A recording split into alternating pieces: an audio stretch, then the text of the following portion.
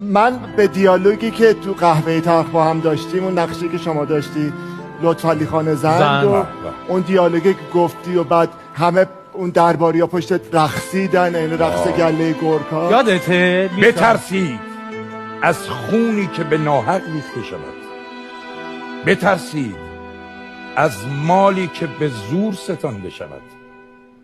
خداوند این سرزمین را از ظلم و جور و ستم و فریبکاری و خرافات رهایی ده. ما باید گریه کنیم به حال این ملک، ما که از همه چیز و همه کس دل بریدیم، شما هم به هیچ کس دل نبندید.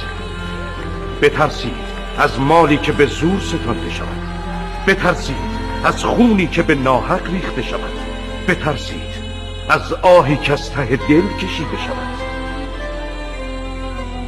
خداوند این سرزمین را از ظلم و ستم و جهل و فریبکاری و خرافات محفوظ بدارد.